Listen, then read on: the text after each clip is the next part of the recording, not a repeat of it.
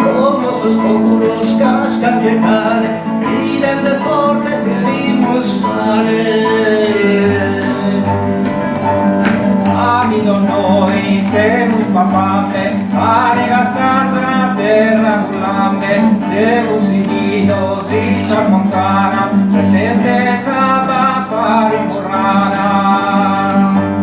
Terra che fango torna su povero, senza alimento, senza ricovero, essa filoserai costa sentinza, chi non distrui in campo sentinza. Nanne Dumeo, nanne Dumeo, nanne Dumeo, su mundo ergai, assicutera, assicutera, assicutera non torna mai. Para infame piena de praga, per si centro, per s'andaga, si tutto a postro adesso Signore, si vinca il santo vite il pastore. Avocadetto, laureato, sacarboidas espiantados, mater famida, advocacia, che chi pensa in beccaria. Nanne Dumeo, nanne Dumeo, nanne Dumeo, su mundo ergai, assicutera, assicutera, assicutera non torna mai. Scorpo suo, tristo e molesto, su sua discordia adesso sonesto, e cai di dopo un faghi pur terra, troppa gardier de fina in terra. Adios una te di conto, fa che sussurro che da tonto, batta pulite su mondo ergai, assicutera non torna mai. Nanne Dumeo, nanne Dumeo, nanne Dumeo, su mondo ergai, assicutera, assicutera, assicutera non torna mai.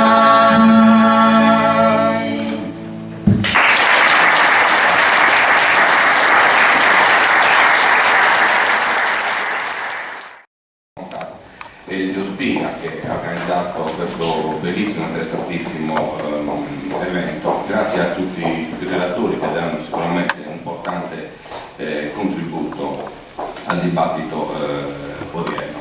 Io intervengo volentieri a questa iniziativa perché credo che l'opera di Francesco Casula, io premetto non sono uno studioso, non sono sicuramente un esperto e quindi mi limiterò a portare fare alcune brevi considerazioni e portare gli altri saluti dell'amministrazione comunale che ospita questo evento. Dicevo che l'opera del professor Casula ritengo che merita tutta la nostra attenzione e il nostro rispetto. Non sta a me giudicare sicuramente i contenuti scientifici di quest'opera vasta e documentata di lingua e letteratura sarda, ma posso senza dubbio dire che questi volumi rappresentano un validissimo contributo per veicolare il nostro ricchissimo patrimonio culturale, con tutte le difficoltà che abbiamo a veicolare appunto questo nostro patrimonio, come diceva chi mi ha preceduto. La Sardegna è, ahimè, assente non soltanto nei libri di storia, ma non solo nei programmi, ma anche nella storia della letteratura. Ed è assente anche perché un popolo che recupera la propria memoria e coltivi l'orgoglio identitario è un popolo che diventa, permettetemi questa parola, pericoloso. Allora solo i popoli che hanno la cultura delle proprie radici storiche possono aspirare a governarsi da sé. E la Sardegna è ormai da secoli colonizzata, non solo politicamente, ma soprattutto sul piano culturale. Noi abbiamo avuto a che fare in questi anni, al di là dei colori politici, con una classe politica che spesso è stata latitante proprio sul versante relativo alla valorizzazione e alla promozione della lingua. E credo che qua la dottoressa Zunchedi, che ha portato avanti anche in solitudine spesso battaglie importanti in Consiglio regionale, possa confermare quanto sto dicendo. Quindi dicevo, sul versante una classe politica che è stata latitante, che è latitante tuttora sul versante relativo alla valorizzazione della lingua e della cultura della Sardegna. Quindi benvengano iniziative come questa. Il professor Casula è certamente simbolo di serietà e competenza, e la sua storia di decennale e attento studioso della nostra cultura sicuramente è un valore aggiunto e che la nostra amministrazione ha riconosciuto. Non solo, il professor Casula, bisogna dare atto al professor Casula che sta proprio coinvolgendo persone a cui sta a cuore proprio la storia, la cultura, la valorizzazione delle nostre tradizioni, della nostra lingua, e uno di questi è il professor Francesco Casula. Io concludo anche augurando nel mio nome dell'amministrazione che opere come queste diventino finalmente un patrimonio collettivo di tutti i sardi, iniziare dalle scuole, perché questa nostra identità sicuramente non può essere cancellata da un decreto ministeriale come è stato fatto. Un'ultima cosa, permettete, ma ne condivido quanto ha detto il dottor Scluffu nel suo intervento. Credo che noi viviamo in un contesto difficilissimo di crisi politica e culturale. Allora dobbiamo riappropriarci della nostra identità, delle nostre radici, della nostra storia, e possiamo farlo solo attraverso l'impegno di persone come il professor Casula. In un frangente storico come questo credo che la conoscenza del nostro patrimonio identitario rappresenta veramente quella che io definisco la bussola che ci deve guidare, ma che deve guidare tutti i sardi, al di là dei colori politici, veramente, per difendere quella che è la nostra identità, quella che è la nostra tradizione, quella che è la nostra lingua, e promuoverla sempre di più. Grazie e buon lavoro.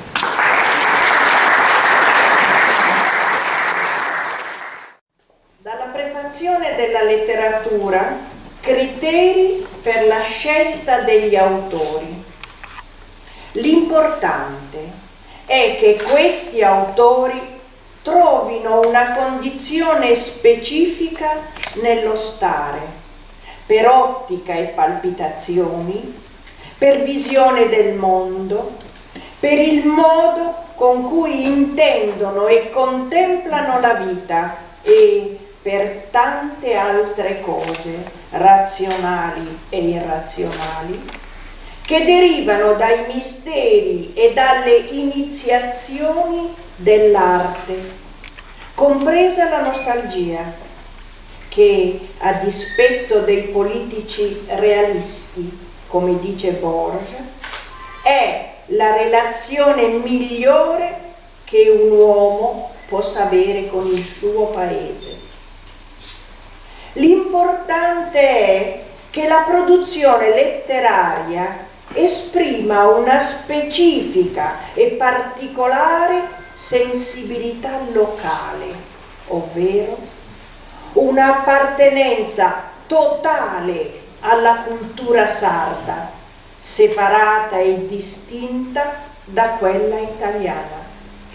Diversa dunque e irrimediabilmente altra, come scrive il critico sardo Giuseppe Marci.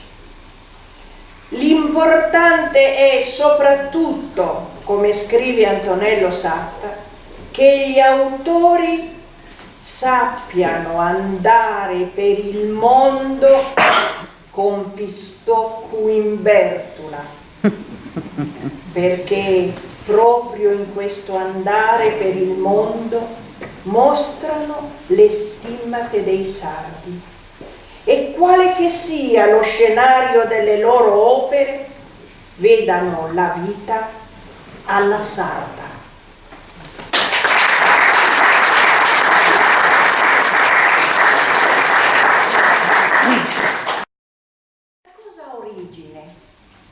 Sono stata sempre affascinata da questa creatività, una creatività insolita, per certi versi inattesa, quasi misteriosa. Mi sono domandata come mai un gruppo umano così poco numeroso, così isolato e così disperso sul proprio territorio avesse potuto esprimere tanti talenti creativi nei diversi campi del pensiero e dell'arte. E ora intendevo a Claudia Zucchetto, che penso non conosciate, politica impegnata in mille battaglie a vostra difesa della terra nostra, e oggi fino a San sa voce della socioculturale che riguarda Eliseo Spiga, un altro grande intellettuale sardo. Salve a Claudia.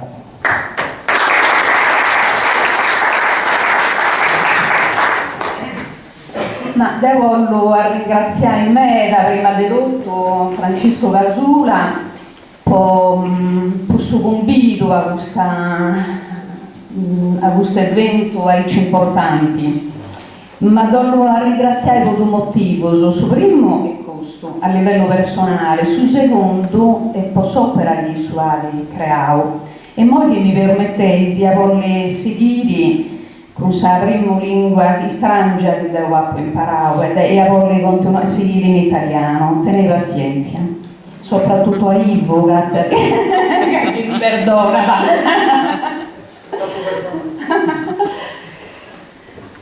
Io ho visto con molta attenzione questa grande opera che ha creato Francesco Casula, ed è perché è uno strumento che ha offerto a tutti noi sardi, non solo agli studenti. Chiaramente il fatto che sia rivolto principalmente ai giovani ha la sua grande importanza, ma è importante anche per ciascuno di noi.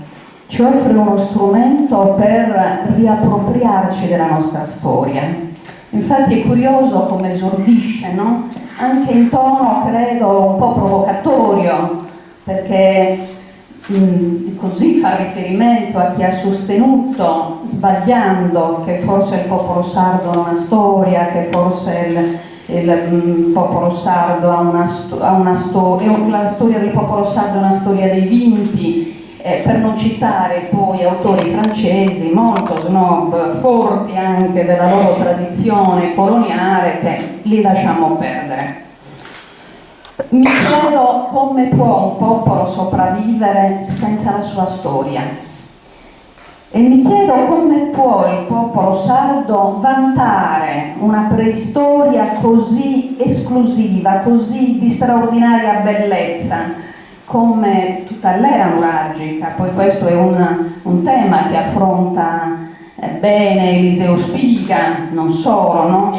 della cui cultura, della cui civiltà lui apprezza il senso delle collettività, delle comunità diffuse nel nostro territorio, anche il disprezzo per la grande città che poi si sarebbe mangiata tutto, no? Eliseo poi meriterebbe anche una riflessione sul discorso della decrescita felice, che è più che mai di attualità. Però voglio tornare sul concetto, cioè se il nostro popolo avanza la civiltà nuragica così avanzata, che sarebbe validissima anche oggi, come può non avere la sua storia? C'è qualcosa che non va.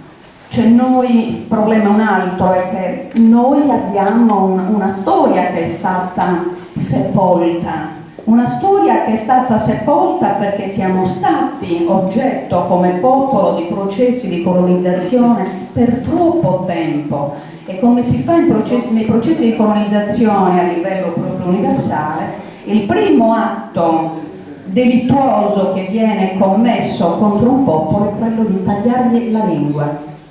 Si taglia la lingua e si impone la lingua del dominatore. Si nasconde e si seppellisce la sua cultura e la sua storia, perché solo così si può indebolire un popolo che perde la sua memoria storica, perde la sua identità, non è più nessuno e allora si domina meglio. Da qui l'importanza di questa grande opera. Non per niente ci ha impiegato 10 anni Francesco ad avere questo strumento, perché questo è uno strumento che ci aiuterà ad appropriarci della nostra storia, senza la quale noi non possiamo assolutamente vivere. Quindi questo contributo alla dissepoltura della storia sarda è un contributo veramente straordinario. Si cita Lillio, e di Lillio io vorrei ricordare la costante resistenziale di cui parla, e quindi quel senso di appartenenza forte che comunque in ciascun sardo è rimasta, cioè l'attaccamento alle proprie radici, che sono radici robuste che ci hanno consentito, nonostante gli attacchi che abbiamo avuto nella storia, di resistere. Noi sardi, io, se dovessi dare una definizione, direi che siamo come alberi che sono nati in terreni molto difficili, gli alberi della Barbagia, ogni tanto penso, quelli che nascono con le radici che escono fuori dalla roccia. Noi siamo così, è per questo che resistiamo ed è per questo che noi oggi, anche attraverso questo strumento, dobbiamo cercare di riprenderci la nostra storia. Una chicca che ha scritto Francesco Guimestivrage Almeda, e anche questa io l'ho interpretata come grande provocazione, è il fatto che cita questa sorta di offesa che avrebbe fatto la Biblioteca di Repubblica, noto giornale nazionale italiano, che scrive 800 pagine di storia di preistoria italiana, escludendo la preistoria sarda. Allora si dice, ma questi sono così imbecilli da non approfittare dell'occasione per arricchirsi di una cultura così diversa e straordinaria. Io ho fatto una riflessione, Francesco, e ho capito che quegli autori delle 800 pagine di preistoria italiana hanno ben capito invece che la preistoria sarda è un'altra cosa, che nulla ha a che vedere con la preistoria italiana, per cui sono stati i primi a riconoscere che sa Sardegna non est Italia. Che dirvi?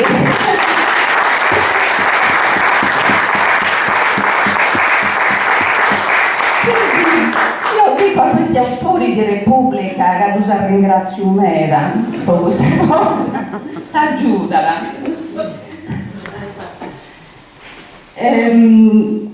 Quindi, detto questa grande opera, un'altra cosa intelligentissima che ha fatto Francesco Casula è stato quello di accompagnarsi ai grandi testimoni della nostra storia.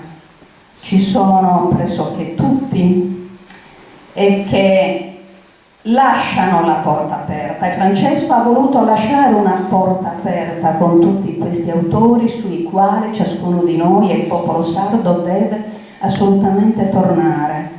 Ne cito, non voglio tornare su Russo, non voglio tornare su Gramsci, ma non voglio citarli tutti perché sono veramente molti, ma vorrei ad esempio citare Cicito Masala. Cicito Masala, che ha avuto la lungimiranza in tempi non sospetti di dire attenzione al petrolchimico, state attenti a tutti quei modelli economici che non ci appartengono, stiamo attenti perché ci verranno importati, imposti violentemente e ci lasceranno tragedie. A distanza di 50 anni, queste riflessioni e questo monito di Francesco Masala purtroppo lo stiamo vivendo in pieno.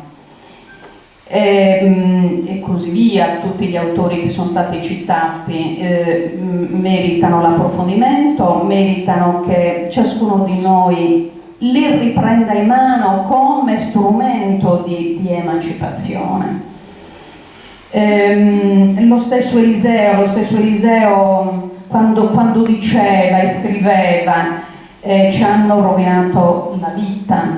Di fatto nell'era nuragica il popolo sardo era un popolo felice. Perché era felice? Era felice perché innanzitutto non lavorava per vivere come si fa adesso, anzi adesso non riusciamo neanche ad avere più lavoro per vivere, ma allora la natura ti offriva tutto e c'era questo equilibrio straordinario fra l'uomo e la natura. Non avevano bisogno appunto di grandi infrastrutture, per cui bisognerebbe un po' ritornare, non che si possa tornare così indietro nella storia, però non trascurare quella che è stata quella cultura. E da lì poi col tempo arriva anche al discorso della decrescita, cioè freniamo questi processi economici, violenti, che stanno consumando le risorse della terra, quando noi non dovremmo fare questo, dovremmo frenare il consumismo, tornare a quella che era la nostra attività d'origine, l'ambiente, il territorio, vivere in armonia con questo. Infatti Eliseo spiega, poi se n'è andato in un momento in cui si è addirittura mimetizzato con la terra. Eliseo è tornato all'agricoltura, è tornato a una vita assolutamente essenziale. Io chiudo con questo grande ringraziamento per questo lavoro che fra l'altro ha dato uno spazio giusto, necessario e equo alla lingua. Perché non ne ho parlato sino ad oggi? E perché noi sardi spesso siamo portati addirittura a non parlarne? Ma mica perché ce lo siamo dimenticato, perché è uno strumento così scontato per noi che siamo portati addirittura a non parlarne. Ma in questi testi emerge tutta l'importanza della riacquisizione dello strumento linguistico. Io vorrei chiudere qui per non rubare spazio, perché sono molto interessata ad ascoltare, quindi grazie a tutti.